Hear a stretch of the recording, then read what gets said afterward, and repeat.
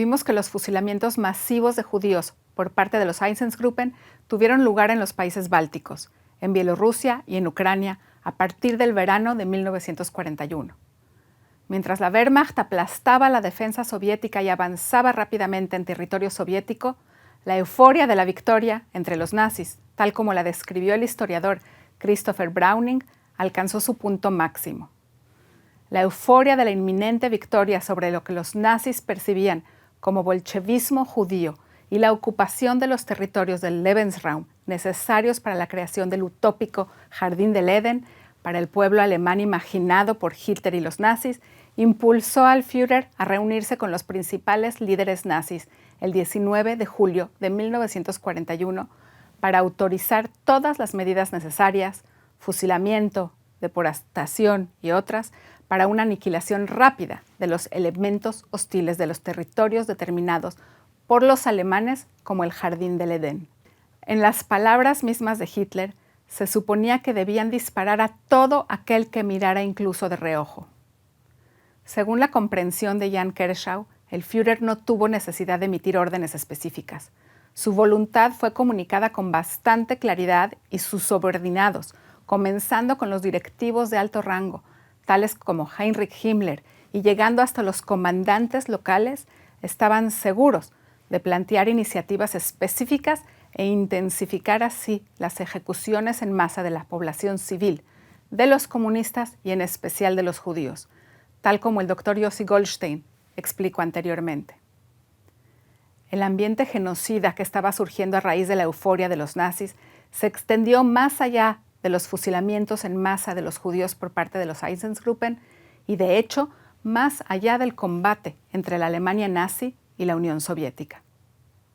Se desarrolló un cambio hacia la expansión del asesinato de los judíos en toda Europa, el que es posible seguir a través de varias vías. Una de las vías es la de los países aliados de Alemania. Tal como lo mostramos ya en el mapa animado anterior, en las semanas que siguieron a la invasión de la Unión Soviética por parte de la Alemania nazi y sus aliados, las potencias del eje, a las que Rumania se incorporó bajo la dictadura de Ion Antonescu. El ejército rumano, con la cooperación parcial del Einsatzgruppe D y parte de la población local, masacraron entre 100.000 y 120.000 judíos de Besarabia y el norte de Bucovina, zonas de Rumania que habían sido anexadas a la Unión Soviética en junio de 1940. La matanza tuvo lugar por orden del mariscal Ion Antonescu, el dictador fascista de Rumania. Paralelamente, el régimen croata de la Ustasha comenzó a asesinar a sus enemigos serbios, judíos y romaníes en el verano de 1941. Otra vía fue la búsqueda de los nazis de mecanismos y estrategias más eficientes para el asesinato. Por ejemplo, encontramos que en una unidad especial de las SS fue creada bajo la comandancia del coronel de las SS, Walter Rauff, en el otoño de 1941, que dispuso la construcción de furgonetas especiales para los gaseamientos, para matar a los judíos mientras el vehículo estaba en movimiento, quienes morirían por asfixia por los gases de escape que eran desviados hacia el compartimiento de pasajeros completamente sellado, donde encerraban a las víctimas. Los nazis consideraron que era un método para matar más humano, lo que significa que buscaban así ayudar a aliviar a los Einsatzgruppen de los efectos traumáticos que sufrían según los informes de los escuadrones de fusilamiento. Con respecto a la estrategia de asesinato, encontramos que a fines del verano de 1941, el general Odilo Globochnik, el comandante de las SS y de la policía del distrito de Lublin, en el General Government, el gobierno general, estableció un grupo de expertos, el que incluía a miembros del personal del programa de eutanasia que desde el año 1940 había adquirido experiencia en el uso de instalaciones de gaseado para matar a sus propios compatriotas alemanes, a personas que sufrían de discapacidades físicas o mentales. Este grupo de expertos propuso que la forma más efectiva y eficiente de matar a los judíos en Polonia no era mediante los escuadrones de la muerte que debían perseguir a las víctimas, sino llevar a las víctimas en conjunto a una instalación de exterminio secreta y utilizar gas para asesinarlos a escala industrial. Sugirieron que el asesinato de los judíos en cámaras de gas utilizando monóxido de carbono procedente de un motor sería una forma limpia, económica y eficiente para matar a los judíos. Medidas y decisiones adicionales que condujeron a la expansión del asesinato en masa de judíos tuvieron lugar en la segunda mitad de 1941, acerca de las cuales nos detallará el doctor Yossi Goldstein. La solución que se define en la segunda mitad del año 41 es el exterminio a través de fusilamientos masivos. Pero esto no era suficiente, ya se estima que hacia noviembre del 41 se adopta un plan de exterminio más sistemático a través de campos especiales de exterminio. Y el primero recién va a ser inaugurado el día 8 de diciembre de 1941 en la zona del Warthegau, a 60 kilómetros de Lodz. ¿Se acuerdan que había una obsesión primero de limpieza étnica en las regiones anexadas al Tercer Reich alemán? ¿Sí? Entonces, Helmlo va a constituir el primer campo de exterminio, al principio con metodología primitiva de gasificar a los judíos con monóxido de carbono desprendido de los motores diésel de camionetas, muchas veces disfrazadas como ambulancias. Hitler ya da indicios de un plan de exterminio sistemático en noviembre y diciembre del 41, a la par de la inauguración del campo de Helmlo, el primer campo de exterminio con el objetivo específico de exterminio sistemático, especialmente de los judíos. El 7 de diciembre, Japón, aliado de Alemania nazi, inicia el ataque de Pearl Harbor contra la base naval en Hawái norteamericana, que va a marcar una nueva etapa en la guerra. La consecuencia fue que Estados Unidos le declara la guerra a Japón y todavía no le declara la guerra a Alemania. Hitler espera 4 días, hasta el 11 de diciembre, para declarar la guerra a los Estados Unidos, que se va a incorporar a los aliados que están combatiendo contra Hitler con Gran Bretaña a la cabeza, ¿sí? El resto de Europa prácticamente fue o conquistada por las tropas alemanas o a través de un sistema de alianzas directas o indirectas de égida alemana fascista, de regímenes fascistas, por ejemplo, el régimen franquista en España, Salazar en Portugal, lo mismo con Rumania, Italia de Mussolini, que era un aliado desde el año 38, por supuesto, etc. Es decir, Gran Bretaña es la que, sin lograr ser conquistada, dirigía las campañas de guerra contra Alemania, la resistencia contra el avance alemán. Y el punto culminante va a ser diciembre. Ya después de declarar la guerra contra Estados Unidos, Hitler, ante un grupo de oficiales de las SS, ya da la pauta de lo que se llamó luego la profecía de Hitler. Goebbels lo anotó así en su diario, el ministro de Propaganda. La profecía anunciada por primera vez en un discurso en el Parlamento, el Reichstag alemán, el 30 de enero de 1939, en el cual él declaró que si estalla una guerra en Europa, la consecuencia va a ser no el triunfo del judaísmo y del bolchevismo, sino la liquidación de la raza judía en Europa. Usa el concepto alemán de Vernichtung, que significa como liquidar insectos, fumigar insectos, ¿sí?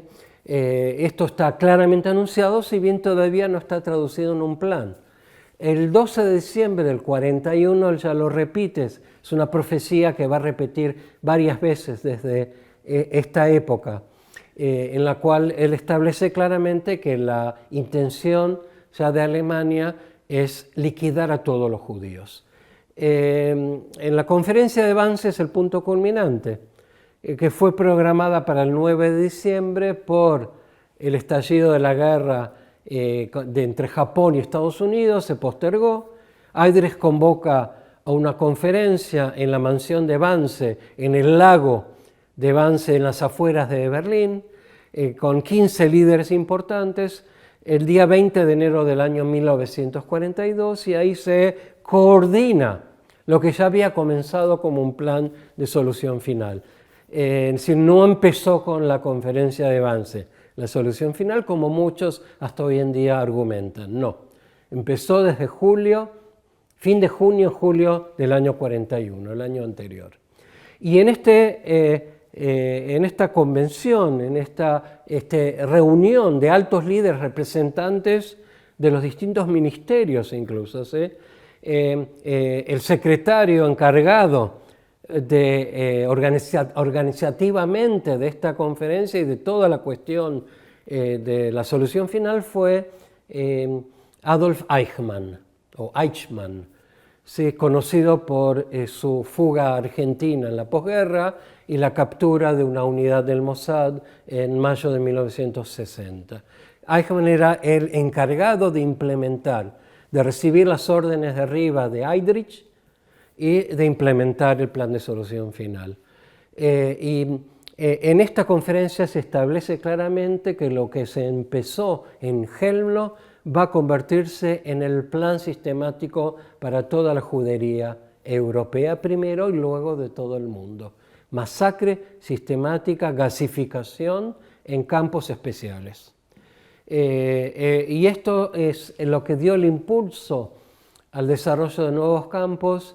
En esta época se va a dar inicio a la construcción del segundo campo de Auschwitz, o Auschwitz II, que hasta entonces era campo de concentración y campo madre de unos 40 subcampos de trabajo, y se instala a 3 kilómetros y medio de Auschwitz I, el campo de exterminio, conocido como Birkenau, que va a empezar a funcionar en la primavera, ¿sí?, del año 42. El jefe de toda esta operación de la solución final, Heydrich, es asesinado, fusilado por una unidad de resistencia checoslovaca en Praga. Él era protector también del protectorado de Bohemia y Moravia, vivía en Praga, a la par de sus roles en las SS, y a los pocos días, principios de junio, va a fallecer y va a darse el inicio de lo que los alemanes, en su honor, en memoria de Heydrich, van a denominar como Operación Reinhardt. Era el nombre de pila de Heydrich. Entonces, y a partir del verano del 42 se constituyen también, aparte de la primavera, los campos, por ejemplo, de Birkenau. Vamos a ver 3 campos que eran los campos en los cuales la Operación Reinhardt, que era la de liquidación total de los guetos, el símbolo icónico de los campos de exterminio es el campo de Auschwitz-Birkenau, solo conocido como Auschwitz. Eran por lo menos 3 campos madre. El Auschwitz III era el centro de la industria IG Farben, de la industria química, que aportó a los esfuerzos bélicos alemanes, con prisioneros judíos del campo, judíos y también no judíos, por supuesto. Birkenau va a ser casi exclusivamente el centro de masacre en cámaras de gas del judaísmo europeo. Se estima ahí que se mataron a 1.100.000, 1.150.000 personas, el 90% judíos. Más de 1 millón de las víctimas de Auschwitz-Birkenau fueron judíos europeos, y especialmente judíos polacos. Los campos de la Operación Reinhardt, el más importante, Treblinka, cercano a Varsovia, ahí se masacraron alrededor de 850.000 judíos. No hay un registro puntual de todos, pero es la estimación de acuerdo a las deportaciones de otras ciudades, no solo de Varsovia. Es decir, un campo que funcionó exclusivamente para masacrar a la población judía del este de Europa. Y de esta forma podemos un poco describir este universo que va a culminar con la liberación o supuesta liberación de Auschwitz-Birkenau el día 27 de enero de 1945, cuando solo quedaban pocos miles de judíos enfermos que no habían podido salir con las marchas de la muerte del pasado unos días antes, el 18 de enero del 45. Es decir, las tropas soviéticas se encuentran en un campo abandonado, ya no había tropas de las SS, no había vigilancia, estaban solos, librados a su destino, los remanentes, los pocos miles enfermos que habían quedado en el campo por no poder avanzar en las marchas de la muerte de retroceso hacia Alemania a medida que avanzan las tropas aliadas desde el este de la Unión Soviética, desde el sur y el norte las tropas estadounidenses y británicas por sobre todo. Podemos observar que la solución final fue el resultado de los planes específicos de los nazis, así como de una serie de decisiones y de varios desarrollos en el terreno. El asesinato masivo de los judíos comenzó en la Unión Soviética y se extendió para que incluyera al resto de los judíos de Europa. Vimos que si bien no hay ningún documento que contenga la orden directa de Hitler sobre la solución final, es claro que fue aprobada y autorizada por Hitler, cuya voluntad era clara para sus colaboradores cercanos y fue comunicada a los comandantes en el terreno. El holocausto por balas, que se desarrolló en la Unión Soviética, se intensificó con la creación de campos de exterminio con cámaras de gas y crematorios.